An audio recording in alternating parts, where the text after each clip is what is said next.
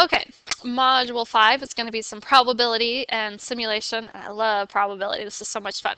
All right, so after 5.1, what you're going to do is describe the idea of probability, describe myths about randomness, and design and perform simulations.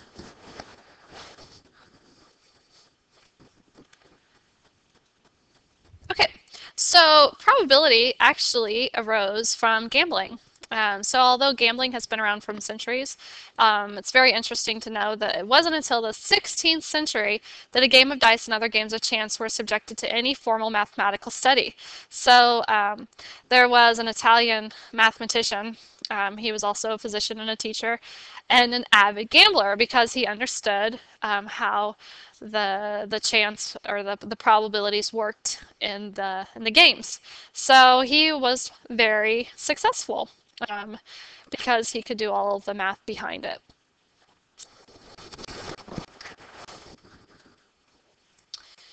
So the idea of probability is that chance behavior is unpredictable in the short run, but in the long run, then it becomes a pattern.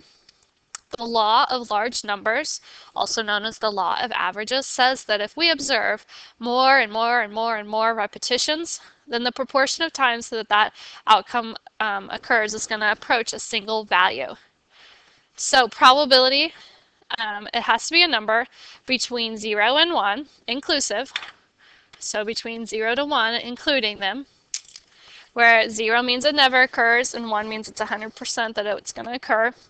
After a very long series of repetitions.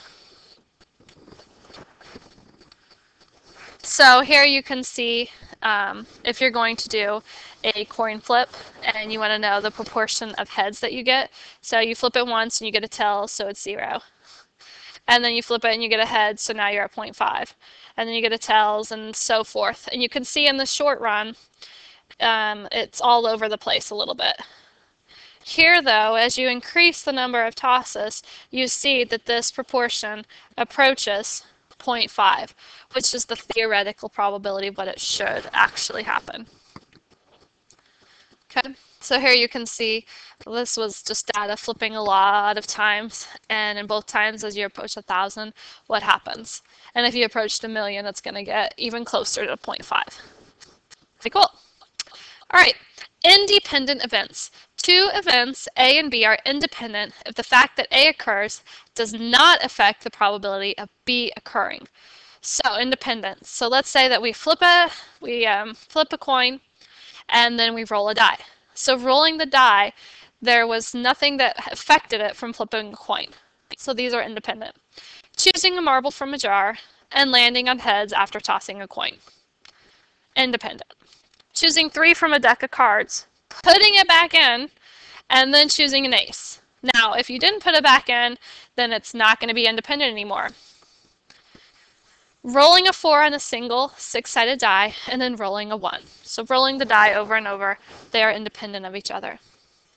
So this is kind of funny. The idea of probability seems straightforward, however, there are several myths.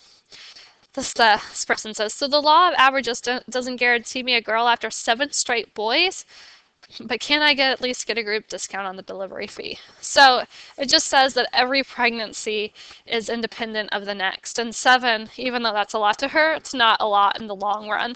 So she could still get, or is that a boy? He could still get another girl, or another boy in this case. Kind of funny. Right.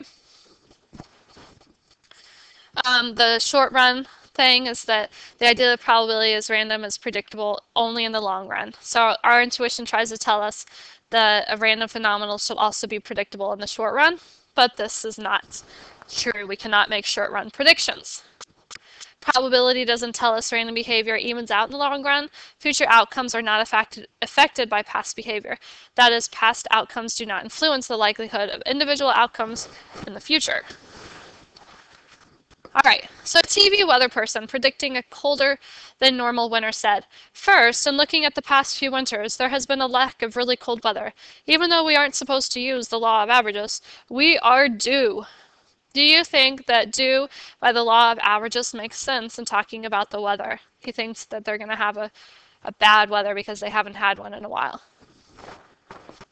All right, so no, the weather person is definitely doesn't know what he's talking about.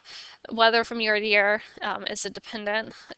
Plus, the TV weather person is applying the law of large numbers to a small number of years. So you can only do it with large numbers. All right, so here's another one. A gambler knows that red and black are equally likely to occur on each spin of the roulette wheel. That's the picture over there. He observes 5 consecutive reds occur and bets heavily on black the next spin. When asked why, he explains that black is due by the law of averages. Explain to this gambler what's wrong with his reasoning. So the wheel is not affected by its past outcomes. It has no memory. Outcomes are independent. So one spin is not going to affect the next. They're both black and white, equally likely to happen. After hearing you explain why red and black are still equally likely, after 5 reds on the roulette wheel, the gambler moves to a poker table. So he is dealt 5 straight red cards. He remembers what you said and assumes the next card dealt in the same hand is equally likely to be red or black. Is the gambler right or wrong? Why? All right, so this is not independent because you've already taken out so many reds. So now it's not an even amount of reds and blacks. So here you have more of a chance of getting a black. So they are not independent. All right, simulations. It's to kind of like do a simulation of what could happen using some random digits or the table of random integers. So first you have to state what the question of interest is. Then you have to create a plan. How are you going to imitate one repetition? Explain clearly how to identify the outcomes, perform the repetitions, and give the results. So random integers, just to remember, we learned this before. So in the game of Scrabble, each player begins by drawing 7 tiles from a bag containing 100 tiles. There are 42 vowels, 56 consonants, and 2 blanks. Kat chooses her 7 tiles and is surprised to discover that all of them are vowels. We can use a simulation to see if this result is likely to happen by chance. So first we're going to state the question of interest. Then we're going to use random digits to imitate one repetition of the process, and we could do more. And we're going to use the line below, random digits, to perform the repetitions. All right. So, question of interest.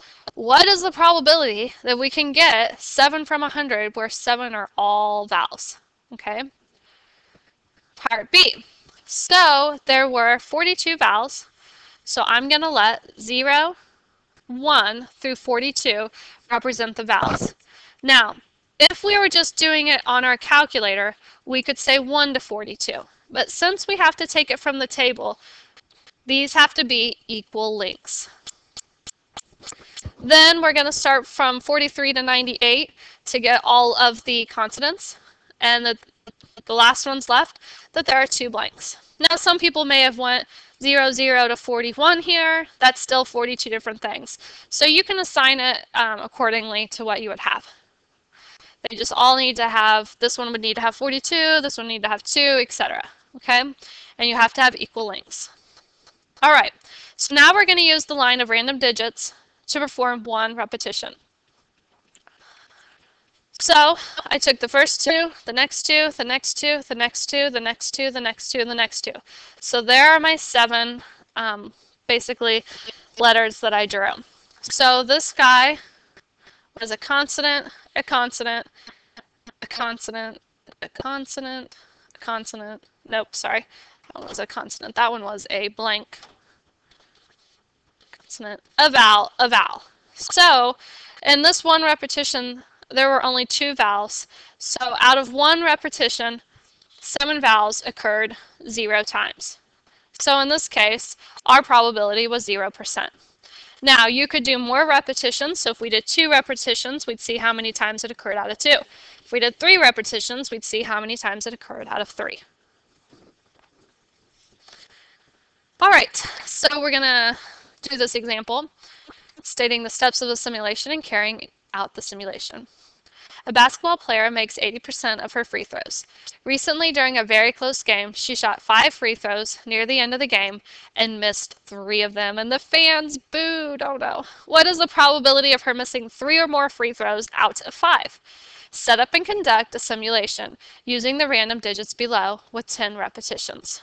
All right, so the first thing we're going to have to do is state our problem. So our problem is, what is the probability of her missing 3 or more free throws out of 5? Our plan, it says she makes 80%.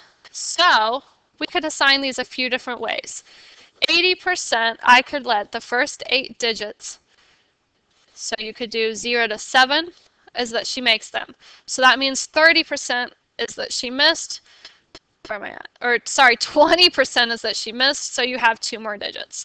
Some of you may have went 1 to 8 and 9 to 0. Okay, and that's fine.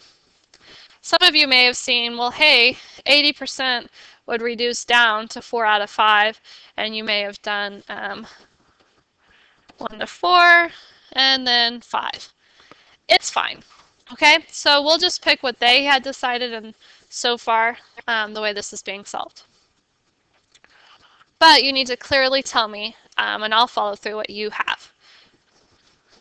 If you don't tell me any of what these numbers represent, I'm not going to know and I can't give you credit. Okay, so we're going to take the first 5 digits, which goes, let's see, miss, where am I at? Make. So she missed once and made 4. So that's good so far. Okay. So it's not missing 3 or more. So that's good. All right, let's look at the next one. Make. Oh, sweet. Make, miss. So if I continue going through all of those and do some simulations, so we did it here 10 times, we could see that there was never a time that she did that. So the probability of our simulation of missing 3 or more out of 5 was a 0%. That tells me that she's probably not an 80% free throw shooter. All right, explain what's wrong with each of the following simulation designs. According to the Centers for Disease Control and Prevention, about 26% of adults were obese in 2008. To simulate choosing 8 adults at random and seeing how many are obese, we could use 2 digits.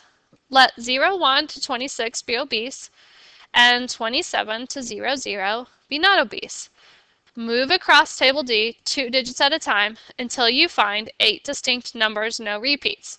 Record the number of obese people selected. What is wrong with that? Think about it. And let's look at B. Assume that the probability of a newborn being a boy is 0.5. To simulate choosing a random sample of 9 babies who were born at a local hospital, use 1 digit and a random integer, 0 to 9, on your calculator to determine how many babies in the sample are male. Okay, so what's wrong?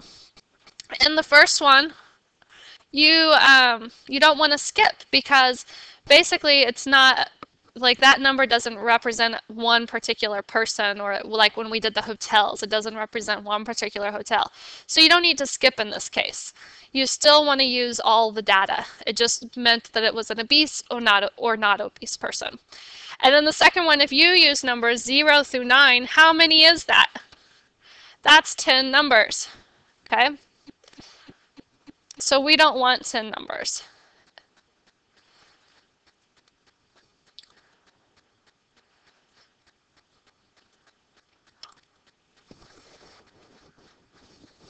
Okay, so you don't need 10 numbers. If it was 0.5, then you can just say that you're going to use 1 to be a boy and 2 to be a girl, or 0 to be a boy and 1 to be a girl.